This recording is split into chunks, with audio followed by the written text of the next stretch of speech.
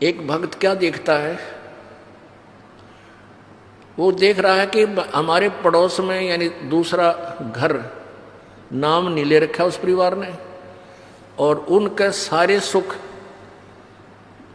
यानी उसके बच्चे भी अच्छे पढ़ गए, नौकरी लग गई, लड़कियां भी अच्छी जगह ब्याही गई, खूब संतान भी है, पैसा भी है, कार भी है, और वो भक्त ने नाम भी ले रखा है, और 1 वर्ष 2 वर्ष 3 वर्ष हो भी चुके हैं। अब वो क्या देखता है कि भी हमने नाम भी ले रखा है और फिर भी छोटी मोटी कोई हानि लाभ हमें होता ही रहता है, और ये कुछ भी नाम भी नहीं लेते, ना ले रहे ना दान करते हैं, सारा दिन ताश खेलते हैं, शराब पीते हैं, टीवी इनका फुल स्पीड पर चलता है, सारे गाने गुने सुनते हैं, सारे ठाठ इनके। पुण्यात्माओं, अब जैसे जिनके पिछले जो संस्कार हैं, पुण्य हैं, पिछले जन्म में कभी उन्होंने अच्छे कर्म किए हुए, शुभ कर्म किए हैं, वो परमात्मा ने उनके प्रारब्ध में लिख दिए।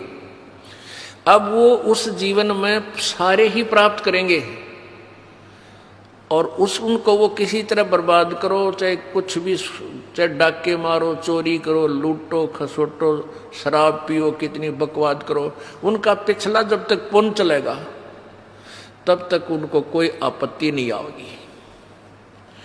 और जब वो पुण्य समाप्त हो जाएगा तो वो बैटरी डिस्चार्ज होगी उनकी, और ऐसी होगी कि याद रखेंगे। हमने बहुत से ऐसे घर देखे जो कति 1 नंबर पर दिखा करते, आज उनका सर्वनाश हो गया। कारण यही था कि उन्होंने आगे उस पिछले पुण्य चल रहे थे। जैसे एक बैटरी होती है इन्वर्टर की, इन्वर्टर की बैटरी को चार्ज कर दिया गया, चार्जर भी हटा दिया और फिर भी वो काम कर रही है, बल्ब भी जला रही है, पंखे भी चला रही है, लेकिन जब वो उसका अक्षमता समाप्त हो जाएगी, एकदम सर्व लाभ बंद हो जाएंगे।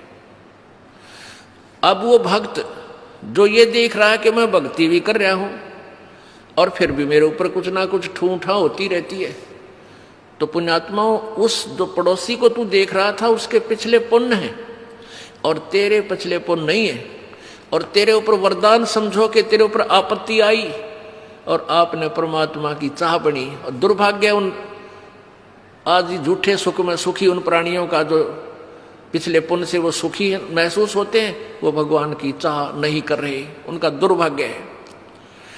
आपके लिए अभी आपके लिए जो है वरदान बन गया आपका दुख, कि उस दुख के कारण आपने परमात्मा की खोज करनी शुरू की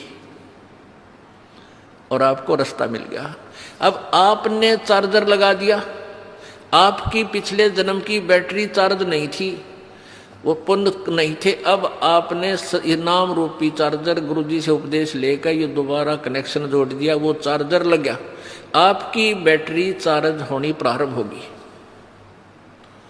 और उनकी डिस्चार्ज हो रही है।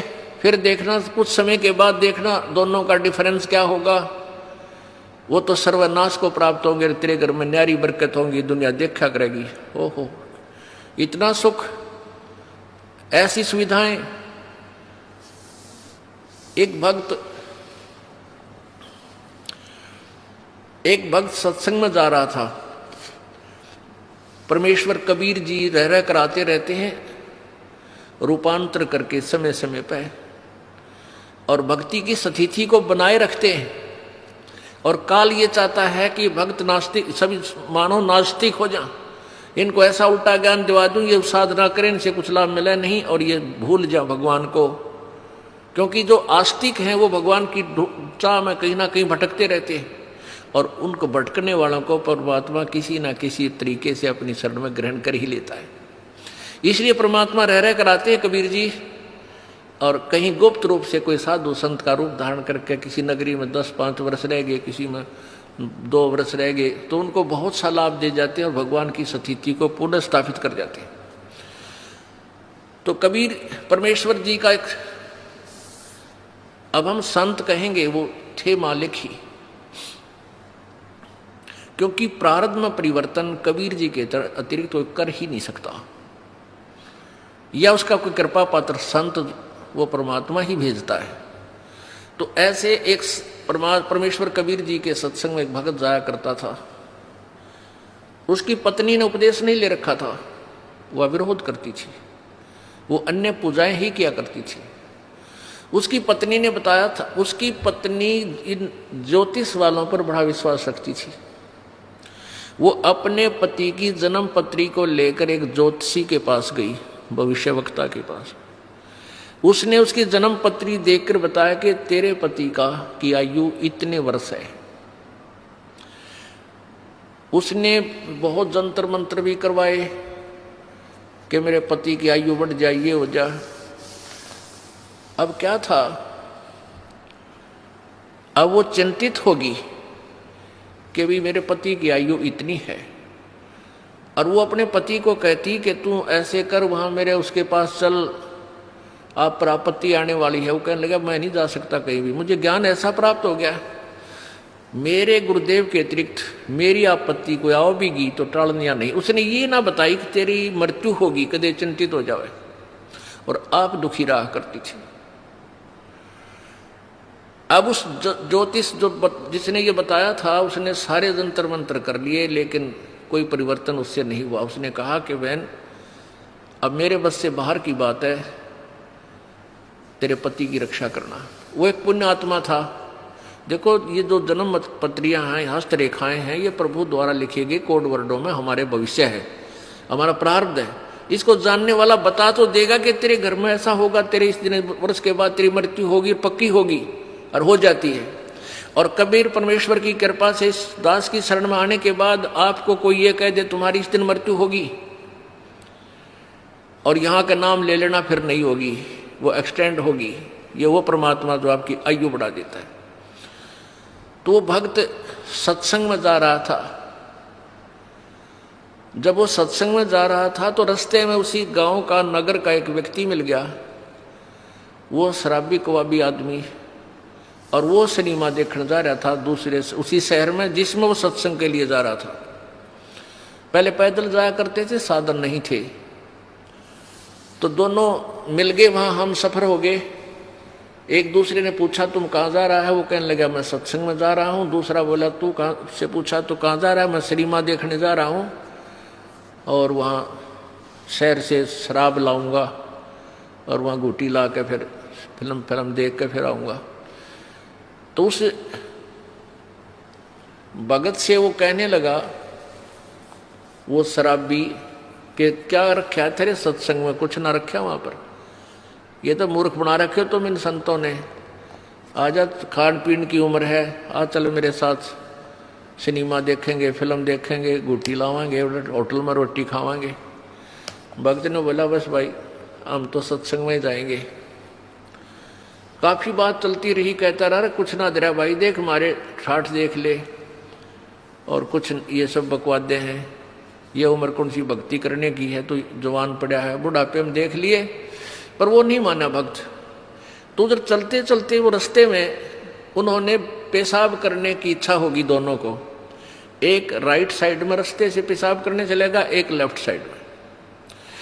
जो शराबी कबाबी था वो पेशाब करने गया, तो वहां क्या देखा, उसने देखा कि वर्षा हो चुकी थी। वर्षा के बाद कुछ मिट्टी हटके एक मटका था, घड़ा छोटा सा, और उसमें देखा झांक के हाथ हटा हटू का मिट्टी, तो उसमें सोने की ईंटें मिली। छोटी छोटी ईंटें होती थी, 100-100 ग्राम की सोने की ईंटें, पहले छोटी ईंटें होती थी, वो 4-5 मिल गई उसने। यानी 4-5 का मतलब आधा किलो सोना, किलो आधा किलो सोना। आज तो बहुत महंगा है, उस समय सस्ता होते हुए भी कीमत बहुत थी उसकी। वो वापस आया जो लफंडर था, और उधर से भगत आया। भगत ने कहने लगा देख भाई, आप तो रोज भक्ति करते हो, सत्संग में जाता है, और मैं कद्य भक्ति नहीं करता, ना भगवान भजता, सारा दिन मौज मस्ती मारता हूँ। देख मेरे को ये 4-5 सोने की ईंटें मिली, आजा दिखाऊंगा कहाँ मिली। वो देखा वहाँ पर, वो मटका की इसमें मिली।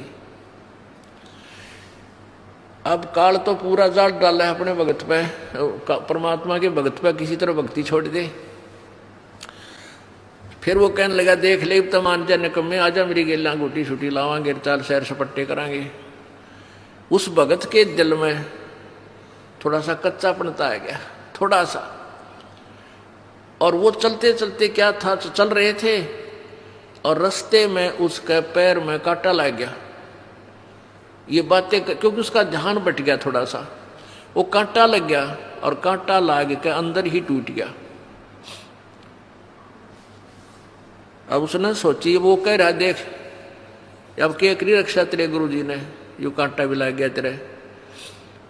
कहने का भाव है कि काल ने अपने पूरी जाल डाला, लेकिन वो भक्त टस से मस लिया। उसने सोचा भाई गुरुजी से आज यह फाइनल बात पूछूंगा मैं, यह तो बहुत उल्ट से बात होगी। भाई मैं भक्ति भी कर रहा हूँ, आप पर समर्पण भी हूँ, और मेरे ऊपर मैं घर में कोई बरकत सी भी ना दिखती, और ये सारे उल्टे काम कर रहे। देख इसने सोना भी मिल गया निकम्मे ने, और भाई सारे ठाठ कर रहा।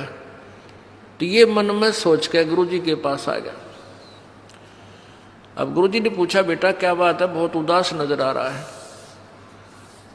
वो कहने लगा गुरुदेव वैसे तो आपके दास को आपके ज्ञान में कोई त्रुटि नजर नहीं आती, हो सकता है मुझ दास में कोई त्रुटि हो जिस कारण से मैं आपसे लाभ प्राप्त नहीं कर पा रहा। प्रभु वो सारी कहानी बताई कि परमात्मा एक नंबर का निकम्मा आदमी हमारे गांव का, दारू वो पीवा, बकवाद सारी करे, फिल्म देखा, वो मैंने रास्ते में मिल गया, और उसको रास्ते में एक सोने की 4-5 ईंटें मिली, आधा किलो सोना, और मेरे पैर में कांटा लग गया। उसने मुझे बहुत डगमग करने की चेष्टा की। गुरुदेव हम भी जीव हैं, मेरे भी मन में थोड़ा सा खोट पैदा हो गया, मुझ पापी पर रक्षा दया करो दाता, ये क्या कारण है। तब उसने बताया बेटा आज तेरी मृत्यु होनी थी, आज के बाद तेरा जीवन नहीं था, और वो निकम्मा अपना पिछली बैटरी चार्ज कर रहा था, वो अब खर्च रहा है, बर्बाद कर रहा है, उसके पास भविष्य में कुछ नहीं होगा। बेटा तेरी उम्र बढ़ गई, तेरे आज फाइनल तेरी फैसला था। आज कहते हैं द्वार धनी के पड़ा रहे, धक्के धनी के खा, और 100 काल रखजोल ही पर द्वार छोड़ नहीं जा। आज जब तू डगमग हो जाता, तेरी शाम पूरी नहीं होती, तू खत्म हो जाना था। आज तू पड़ा रहा, सच्चे दिल से लगा रहा, तो तू बच गया। अब वो अपने गुरुजी की एक एक बात पर विश्वास किया करता था। वापस आ गया घर ने, काटा कूटा वहां कटवा दिया, भगतान निकाल दिया। अपनी पत्नी से आके कहने लगा कि आज मेरे गुरुदेव ने ये बताया कि आज मेरी मृत्यु होनी थी, और गुरुजी की भक्ति से, उसके नाम से, उनके आशीर्वाद से आज मेरा जीवन बच गया। उसकी पत्नी ने उसी समय उसको कहा कि सचमुच तेरे गुरुजी पूर्ण परमात्मा है। यो जन्म पत्री ले रही थी, कहने लगी मैंने दिखाई थी एक जन्म पत्री कि इस वर्ष में तेरी मृत्यु थी, और मैंने सारे जंतर मंत्र करवा लिए थे। उस मेरे जिसके पास मैं जाती थी उसने लास्ट में हाथ खड़ा कर दिया था कि मेरे बस की बात नहीं तेरे पति को बचाने की, और मैं बहुत चिंतित थी, रोया करती भगवान पड़कर भगवान के आगे।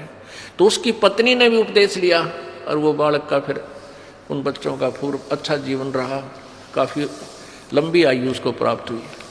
तो इस प्रकार हमने अपने परमात्मा के ज्ञान पर ये विश्वास रखना पड़ेगा। इसमें थोड़ा धीरज धैर्य की आवश्यकता है, जल्दी नहीं मचावे। तो अब हमने सबसे पहले ये देखना है कि